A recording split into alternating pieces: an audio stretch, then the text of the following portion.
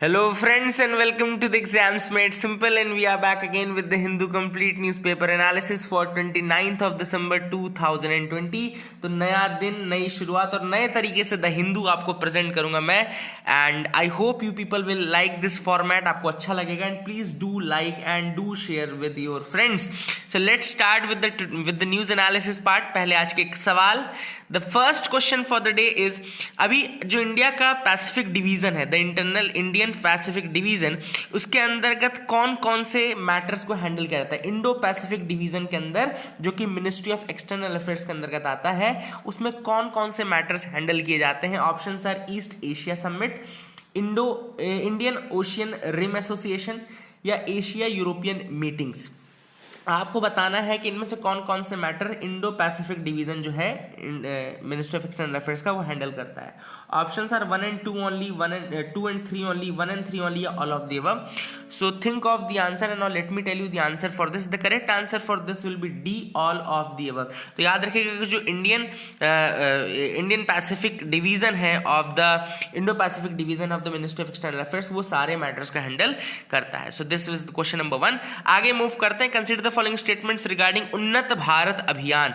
उन्नत भारत अभियान के रिगार्डिंग आपको स्टेटमेंट्स दिए हैं। पहला स्टेटमेंट कह रहा है, it aims for a transformational change in rural development processes by leveraging the knowledge institutions. Okay. दूसरा स्टेटमेंट कह रहा है, the Indian Institute of technology Delhi is the national coordinating centre, यानी कि NCI for the Unnat Bharat अभियान। तो इनमें से कौन कौन से स्टेटमेंट सही है? 1 ओनली, 2 ओनली, बोथ या none? Think of the correct answer, pause करके। Now let me tell you the answer for this. इसका जो करेक्ट आंसर है वो होगा C, both of the following. दोनों ही स्टेटमेंट सही है। पहला स्टेटमेंट भी सही है, उन्नत भारत अभियान में ट्रांसफॉर्मेशनल चेंज लाना in the rural development by leveraging the national knowledge institutions, और दूसरा स्टेटमेंट भी सही है कि जो national institute of technology Delhi है वो इसका नेशनल कोऑर्डिनेटिंग इंस्टीट्यूट है for the Unnat Bharat Abhiyan. This is also correct. Question number 3 है, the Sawantwadi toy craft belongs to which the following states? इनमें से किस स्टेट को बिलोंग करता है सावंतवादी टॉय क्राफ्ट? तो ऑप्शंस है A Orissa, B Maharashtra, C Uttar Pradesh, या D Rajasthan. Think of the answer and now let me tell you the correct answer for this. Correct answer for this will be B, Maharashtra. Maharashtra में है Sawantwadi toy craft. थोड़ा सा मैं इसके बारे में आपको थोड़ा बता देता हूं क्योंकि नई चीज है। तो सावंतवादी टॉय हैंडमेड वर्क जो है, it is an art of wood in Sawantwadi which is a town in the Sindhudurg district of Maharashtra. तो महाराष्ट्र में एक सिंधुदुर्ग डिस्ट्रिक्ट आता है जहां पर की सावंतवादी वुड होते हैं। सावंतवादी टाउन में यहां पर एक वुड क्राफ्ट यूज होता है जिसको सावंतवादी टॉय बोला जाता है। ठीक है ना। नाउ ये जो क्राफ्ट है, ट्रेडिशनली इसका काम चितारी या चित्रकार कम्युनिटी द्वारा किया जाता था। The work traditionally was done by the Chitari community, या फिर उसको चित्रकार कम्युनिटी भी कहा जाता है। So that was the thing regarding Sawantwadi toy craft. I hope you understood and learn something new from this. आगे मूव करते हैं कोट ऑफ द डे में। आज का जो कोट हमने लिया है, कोट है, time is like a river, you can't touch the same water twice because the flow that has passed will never pass again, so enjoy every moment of your life. Now this is a very important quote regarding time. Time के regarding तो बहुत सारे quotes बने हैं, ये भी उन्हीं में से एक है कि बीता हुआ समय वापस नहीं आएगा। The same time that has passed once will never be back again. इसलिए टाइम का हमेशा फुल यूटिलाइजेशन करना आपका एम होना चाहिए। जैसे मैं आपको थोड़ा सा एक फैक्ट बताता हूँ। एक बुक है Who Will Cry When You Die. There is a book named Who Will Cry When You Die by robin Sharma. उसमें एक चीज बताई गई कि हम अपने जीवन का 25 साल 25 years we sleep, अपने लाइफ टाइम का 25 साल हम सो जाते हैं। अगर 24 घंटे दिन में है, अगर आप 8 घंटे सो रहे हो, मतलब 1/3 of your life you are spending sleeping. दूसरी चीज कि हम लाइन में जब खड़े रहते हैं ना, जस्ट लाइनों में वेट करते हो, तो हम 2 साल लाइनों में खड़े रहते हैं। तो 25 साल वैसे बीत गए सोने में, 2 साल बीत गए लाइन में खड़े होने में। जंक मेल को चेक करने और डिलीट करने में हम 2 साल लगा देते हैं अपने पूरे लाइफ का। फिर हम अगर गलत फोन यानी कि मिस कॉल उठाते हैं ना, तो उसमें हम लाइफ का 2 साल उसमें उठा लेते हैं, मिस कॉल्स उठाने में। तो मतलब 30-35 साल तो हमने लाइफ की इस तरीके से ही वेस्ट कर लिया। So always try to make the full utilization of your time, because time once passed will never be back again. वही चीज यहां पे लिखी है कि एक स्ट्रीम जो टाइम की पास हो जाती है, that will never pass again, the same stream will never pass again. Again, ठीक है ना। सो time has a habit of passing like this, but आपको उसका फुल यूटिलाइजेशन करना है। तो आप अगर आप स्टूडेंट हैं तो आपको फुल यूटिलाइजेशन करना है, आपको पढ़ाई करनी है, आपको हर समय उसका you have to make worth, every time you have to make worth, है ना। तो आगे मूव करते हैं। अब हम आते हैं सबसे पहले नेशनल न्यूज में, यानी कि इंडिया बेस्ड न्यूज आइटम्स में, ठीक है ना। तो पहली जो न्यूज है वो है prime minister flags of India's first driverless train. तो प्राइम मिनिस्टर ने फ्लैग ऑफ किया इंडिया की पहली ड्राइवरलेस ट्रेन। अब ये कहां पे पास की है, तो prime minister has done this, inaugurated the countries first driverless train on the Delhi metro's magenta line. तो दिल्ली मेट्रो की मैजेंटा लाइन में इंडिया की पहली ड्राइवरलेस ट्रेन रिलीज की गई है प्राइम मिनिस्टर नरेंद्र मोदी द्वारा। First driverless train on the Delhi metro's magenta line, याद रखेगा। सो प्राइम मिनिस्टर ने इसमें कहा क्या, he said that it is for the ease of living. अभी तक हम क्या करते हैं, बिजनेसेस के लिए बोलते हैं ईज ऑफ डूइंग, है ना। नाउ ये सिंस ये लोगों के लिए, पैसेंजर्स के लिए, कम्यूटर्स के लिए हेल्पफुल रहेगी, so therefore it is called ease of living among the citizen. अब देखो मेट्रो में भी 2-3 अलग अलग कंसेप्ट यहाँ पे बताए गए हैं इस न्यूज आइटम में, द हिंदू की ही न्यूज है आज की। तो इसमें एक कंसेप्ट है मेट्रो नियो का concept. What is this metro neo?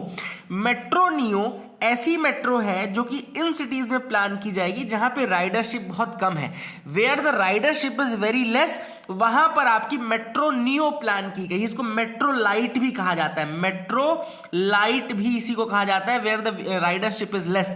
तो मेट्रो नियो या मेट्रो लाइट क्या है, इट इज प्लान्ड इन दो सिटीज जहां पर कि आपकी राइडरशिप बहुत कम है, and it would be built at 25% cost of the normal metro. ये आपकी it will be built at 25% cost of the normal metro. तो नॉर्मल मेट्रो की 25% कॉस्ट पे ही ये बन जाएगी। दूसरी है ऐसी जगहों पे जहां पे लार्ज वाटर बॉडीज हैं, तो जहां पर ज्यादा बड़ी वाटर बॉडीज हैं वहां पे वाटर मेट्रो का कंसेप्ट आएगा।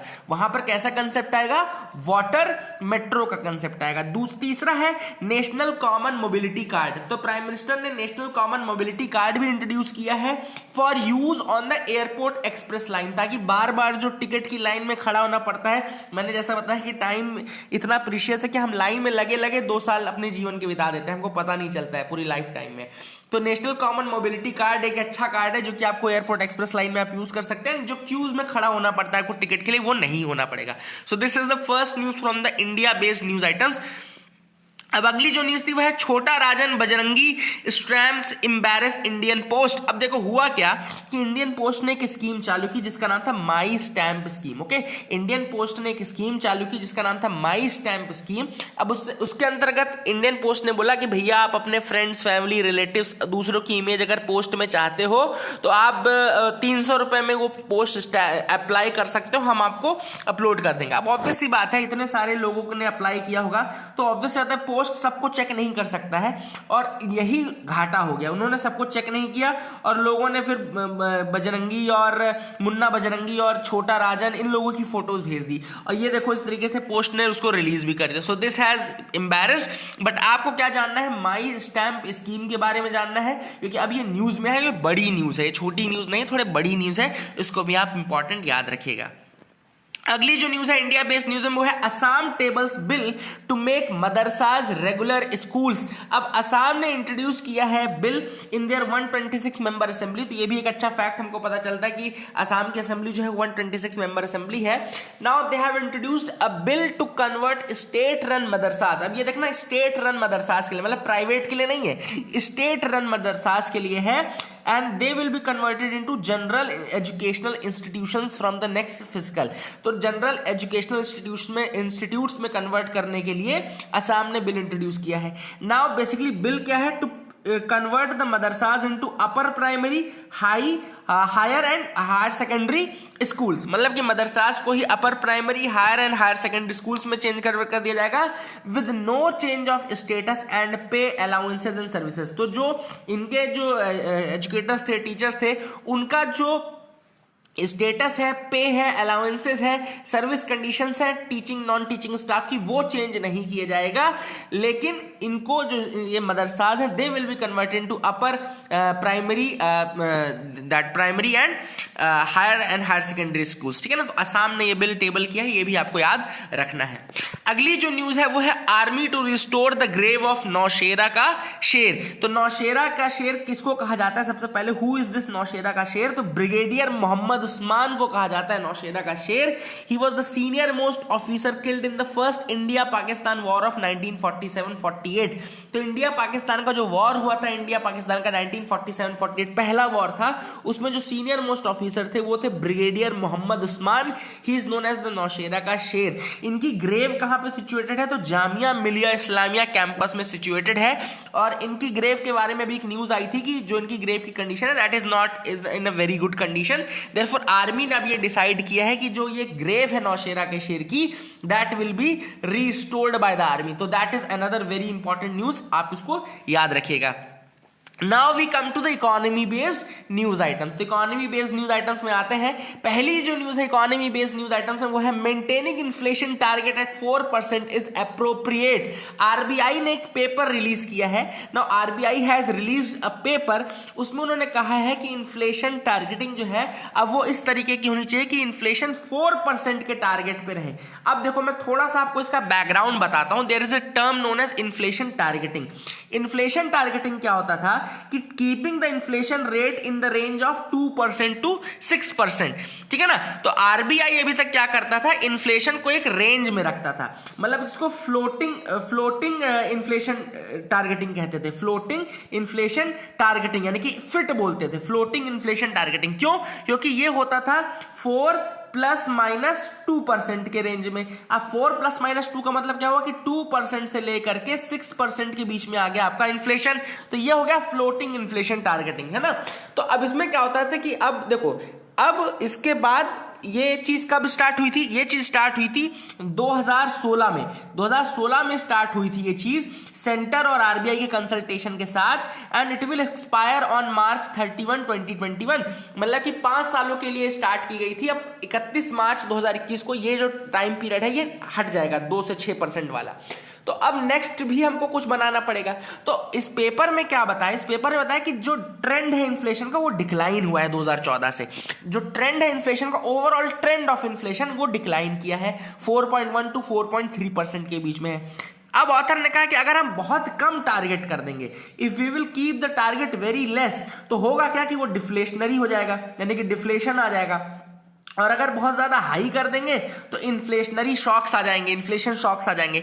Therefore the paper has set the target of 4% appropriate for India. तो उन्होंने कहा कि भाई 4% के आसपास ही रखना, that will be the better thing to do. और बहुत कम करने में डिफ्लेशनरी हो जाता है, बहुत ज्यादा करने में इन्फ्लेशनरी शॉक्स आ जाते हैं। Therefore the target should be of 4%। तो ये है आरबीआई का पेपर जिसमें इन्होंने ये बात की है कि maintain the target at 4%, that will be the most appropriate thing. आगे मूव करते हैं। जो इकोनॉमी बेस्ड न्यूज में दूसरी न्यूज है वो है 1% कैश इन द जीएसटी। तो अभी आपको पता होगा डिपार्टमेंट ऑफ रेवेन्यू ने रिसेंटली अनाउंस किया कि जो जीएसटी टैक्स पेयर हैं दे शुड कंपल्सरीली पे at least 1% of their tax in the cash. तो कम से कम 1% जो उनका टैक्स लायबिलिटी है वो उनको कैश के फॉर्म में देना पड़ेगा। और ये कब से स्टार्ट होगा? ये स्टार्ट होगा 1 जनवरी 2021 से। तो this will start from 1 January 2021। Now this 1% cash payment norm is applicable to all the 45,000 tax, जो भी टैक्स पेयर्स है उनके ऊपर लागू होगा।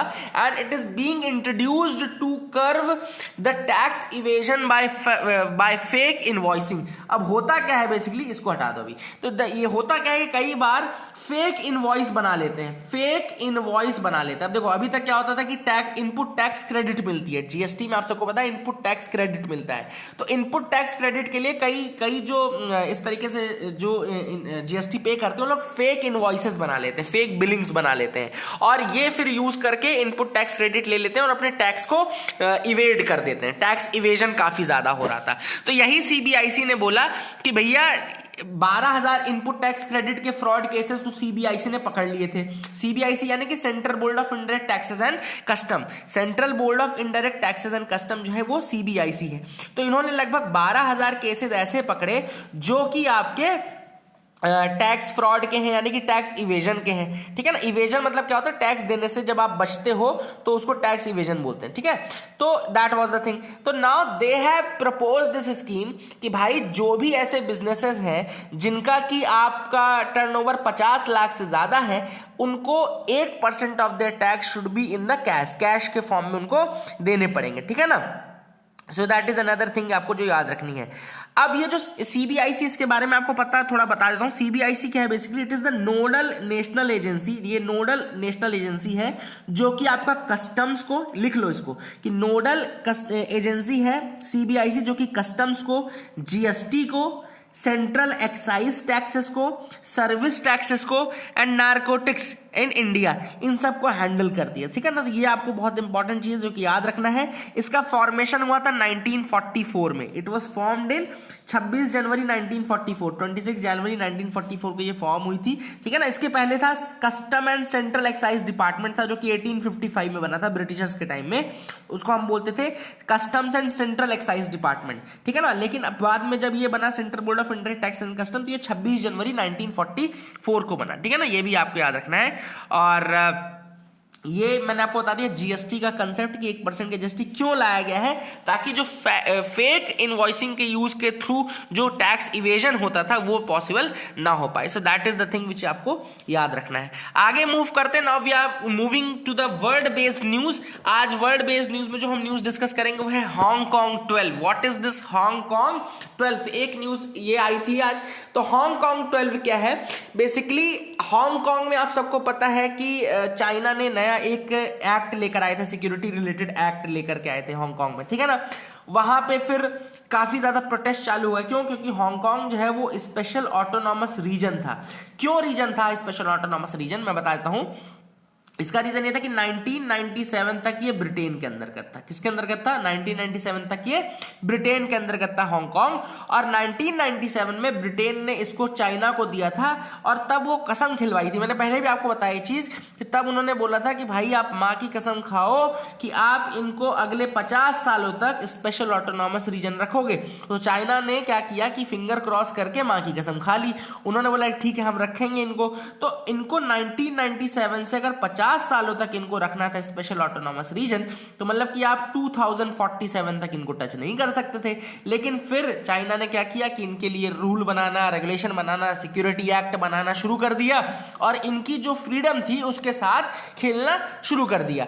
सो there were protest going on. और उनमें से अभी हो क्या रहा था कि लगभग 12 लोग ऐसे थे who tried to escape the Chinese city by speed boat for century in Taiwan. Taiwan के लिए वो स्पीड बोट से भाग लेंगे। They were the pro democracy activist. तो ये जो हांगकांग 12 है basically they are the pro democracy activist, जो हांगकांग 12 के नाम से जाने जाते हैं। And they are pro democracy activist. उनमें से 10 का ट्रायल शुरू हो गया है। एंड यूएसए ने ये कहा कि भैया आप लोग इन लोग को छोड़ दीजिए। USA is in favour of releasing this. तो यूएसए इनके फेवर में उतर आया है एंड कह रहा है कि भाई आप इनको छोड़ दो। तो that is the news from the world based news item. आप इसको याद रख लीजिएगा, है ना। आगे है साइंस एंड टेक पार्ट पे आते हैं। साइंस एंड टेक की भी एक न्यूज हमने इंक्लूड की है, वो है green propulsion technology of ISRO. ISRO ने जो ग्रीन प्रोपल्शन टेक्नोलॉजी आज तक इंट्रोड्यूस की है और आगे जो करने वाले हैं उसके बारे में देखते हैं। तो इसरो ने बेसिकली एक डेवलप कर रही है इसरो ग्रीन प्रोपल्शन टेक्नोलॉजी। ये किसके लिए डेवलप कर रही है? ह्यूमन स्पेस फ्लाइट मिशन जो गगनयान है जो 2021 के लिए जो रखा गया है ह्यूमन स्पेस फ्लाइट मिशन, उसके लिए ग्रीन प्रोपल्शन टेक्नोलॉजी का यूज कर रही है।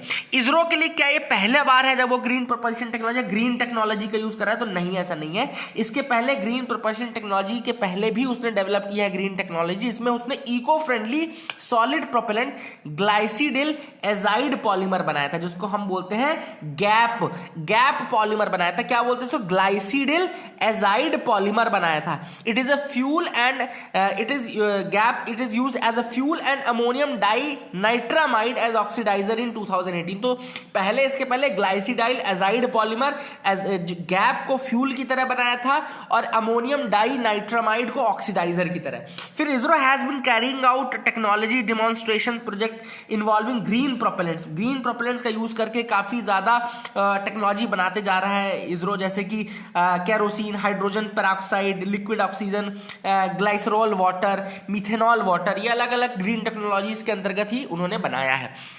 फिर उन्होंने अभी रिसेंटली लिक्विड ऑक्सीजन और लिक्विड हाइड्रोजन का यूज करके प्रोपल्शन सिस्टम को लॉन्च करने की कोशिश की है, ठीक है ना।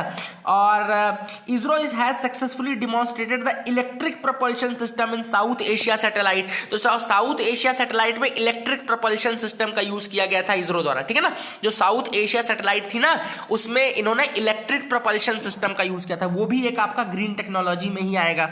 देन आपका इसरो ने ही डेवलप किया आइसोरीन, और आइसोरीन जो है एक रॉकेट ग्रेड वर्जन है केरोसिन का। रॉकेट ग्रेड वर्जन है केरोसिन का आइसोरीन, and alternative to conventional hydrogen rocket fuel. तो जो कन्वेंशनल हाइड्रोजन रॉकेट फ्यूल है उसका आपका अल्टरनेटिव की तरह यूज होता है, ठीक है ना। तो आप इसको भी याद रखेगा। Now let's come to the final segment जो आपका एडिटोरियल न्यूज है। एडिटोरियल में आते हैं, ठीक है ना। तो पहला जो एडिटोरियल आज हम डिस्कस करेंगे वो है granting bail is the rule. ये आप देख सकते हैं ओपेड पेज में है। सबसे पहले ऑथर ने ये कहा है, author is said that the bail is the sole discretion of the judiciary. जो बेल देने वाला डिस्क्रिशन होता है वो पूरा का पूरा जुडिशरी का डिस्क्रिशन होता है, ठीक है ना। सुप्रीम कोर्ट ने अगेन एंड अगेन रिपीटेडली एक चीज बोली है कि bail is the rule and jail is the exception. Bail rule है एंड जेल जो है वो एक्सेप्शन है। लेकिन कई बार हमने ये देखा है कि सबऑर्डिनेट कोर्ट्स जो रहती हैं they deny bail even in the petty excise crimes. तो मतलब पिटी एक्साइज क्राइम्स में भी कई बार सबऑर्डिनेट जुडिशरी जो रहती है वो बेल नहीं देती है। तो ऑथर ने कहा है कि इंडिया में 2/3 जो प्रिजनर्स हैं, जो इंडिया के 2/3 प्रिजनर्स हैं, they are actually the under trial population. Under trial prisoners हैं और अंडर ट्रायल में भी वो उस कम्युनिटी से बिलोंग करते हैं कि माइनॉरिटी, दलित, डिप्रेस्ड क्लासेस, ऐसे लोग हैं 2/3। तो ऑथर ने ये बोला है बेसिकली सबसे पहली चीज कि इनके पास इनफ रिसोर्सेज नहीं होता। आगे मैं आपको बताऊंगा जब बेल के लिए क्या चीजें चाहिए होती हैं। तो पहली चीज ऑथर ने कहा इनके पास इनफ रिसोर्सेज नहीं रहते हैं, एंड जब पेटी क्राइम्स में भी आप इनको बेल नहीं प्रोवाइड करते हो या फिर बहुत ज्यादा चार्ज करते हो उस बेल के लिए, then that is a crime and that is against the liberty. वो उनके लिबर्टी के अगेंस्ट है।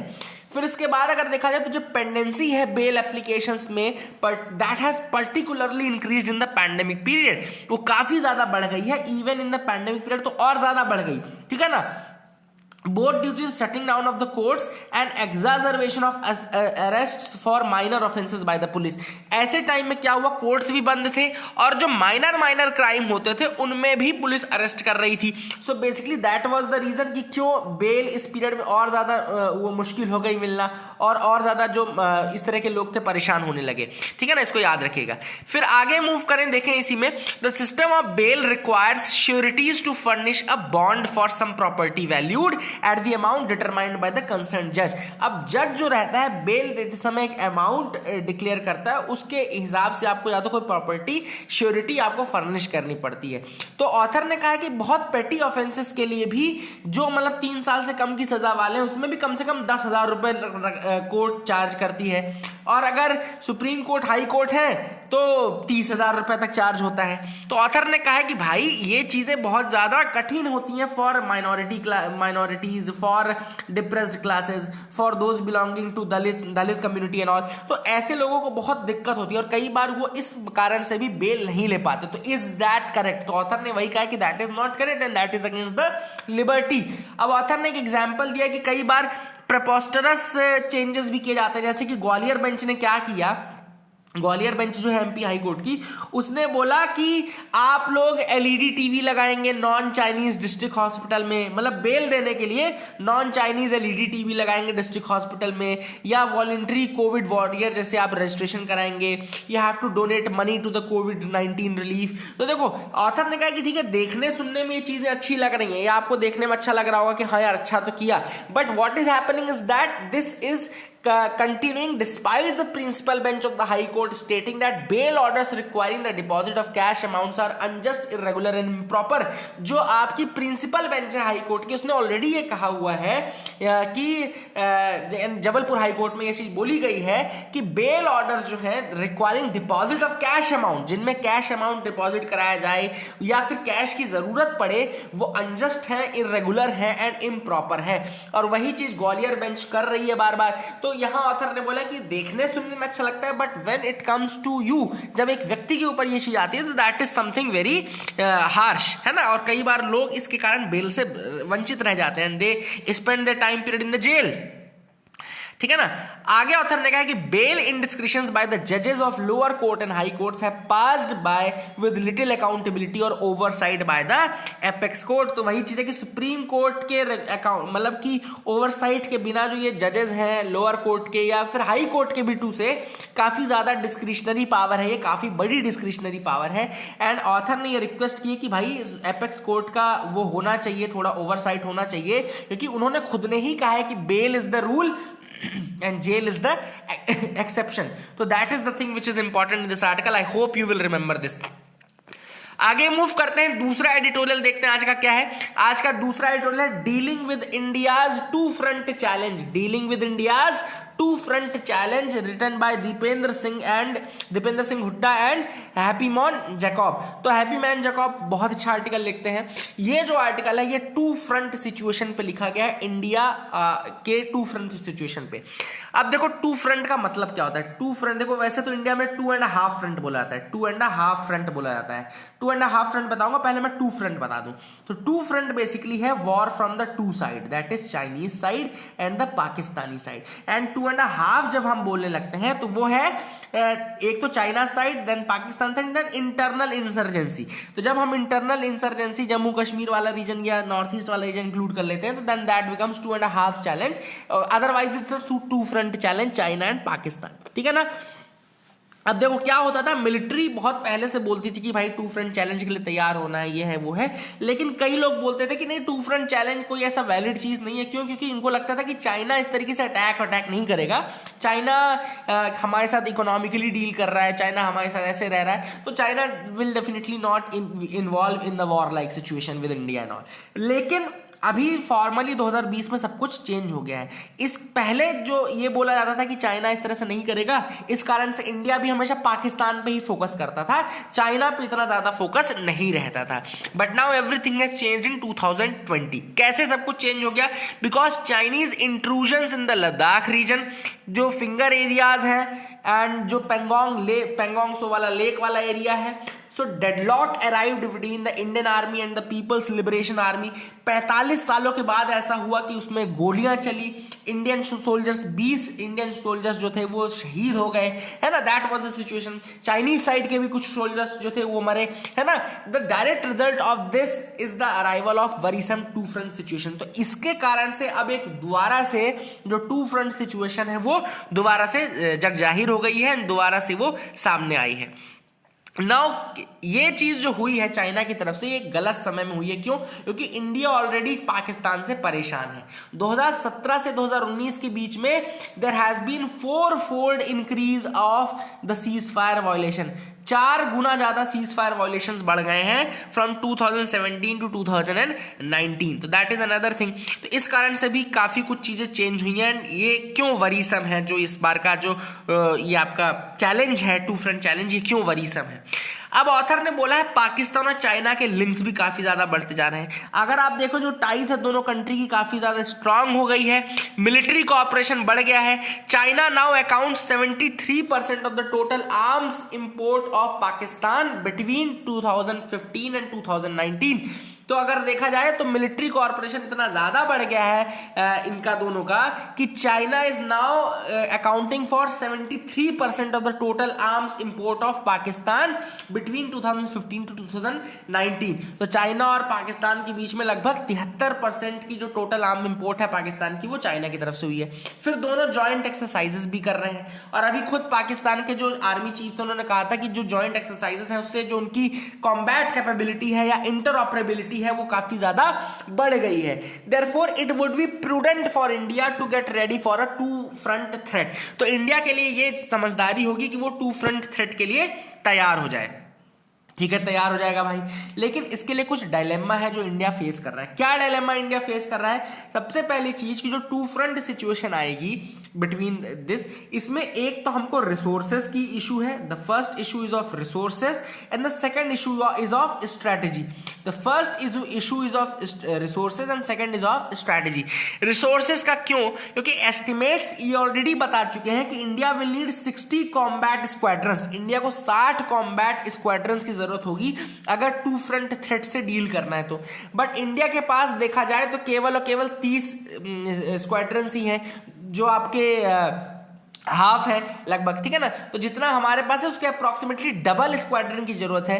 और ऑब्वियसली प्रैक्टिकल तो है नहीं इंडिया के लिए कि तुरंत स्क्वाड्रन बन जाए। स्क्वाड्रन किसी एक चीज से तो बनता नहीं है ना, तो हमको स्क्वाड्रन की जरूरत पड़ेगी अगर हमको टू फ्रंट सिचुएशन को हैंडल करना है। दूसरी चीज जो स्ट्रैटेजी का इशू है वो ये है कि हम कौन सी स्ट्रैटेजी फॉलो करें।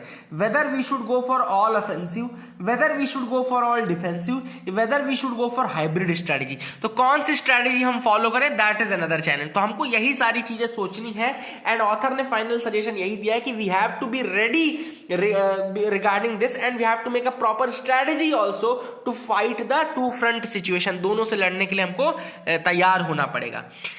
लास्ट सेगमेंट है स्पोर्ट्स न्यूज का। स्पोर्ट्स न्यूज में जो न्यूज है वो है Johnny Mullagh is the first aborigine in Australia's hall of fame. तो ये फोटोग्राफ आप देख सकते हैं, जॉनी मुल्लाग का है। Johnny Mullagh basically who played on the 1868 aboriginal team. तो इन्होंने 1868 की एबोरिजिनल टीम से खेला था and that was Australia's first to tour England. First tour to England में गई थी ये। It has became the first indigenous inductee into the country's cricket hall of fame. तो ऑस्ट्रेलिया का जो क्रिकेट हॉल ऑफ फेम है उसमें include किया गया है, फर्स्ट एबोरिजिनल है जिनको इंक्लूड किया गया है जॉनी मुल्लाग को। सो this is from the sports segment. I hope you will remember this news item.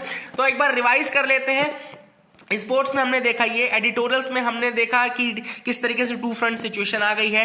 Then bell के बारे में हमने जाना in the editorial, second editorial जो था। फिर हमने ग्रीन प्रोपल्शन टेक्नोलॉजी के बारे में देखा साइंस एंड टेक्नोलॉजी में। हांगकांग 12 के बारे में जाना in the world based news item. 1% GST और हमने इन्फ्लेशन टारगेटिंग के बारे में जाना in the economy based news items. And Nowshera का शेर यानी ब्रिगेडियर मोहम्मद उस्मान, इनके बारे में जाना in the Indian news. Assam tables bill, Assam के रिगार्डिंग जाना। छोटा राजन और बजरंगी स्टैम्प्स के बारे में जाना in the my stamp scheme of Indian post. And India की पहली ड्राइवरलेस ट्रेन के बारे में जाना। ठीक है ना। तो these are it from today's news items. I hope you like our video. ये आपको तरीका पसंद आया होगा। Please do share it, please do like the format एंड अगर आपको और कुछ चाहिए तो आप जरूर बताइए। नया साल शुरू होने वाला था तो मैंने सोचा कि थोड़ा सा पैटर्न चेंज करते हैं, थोड़ा और ज्यादा चीजें इंक्लूड करते हैं और आपको और ज्यादा एफिशिएंट बनाते हैं। सो that is it for the day friends. Thank you and have a nice day.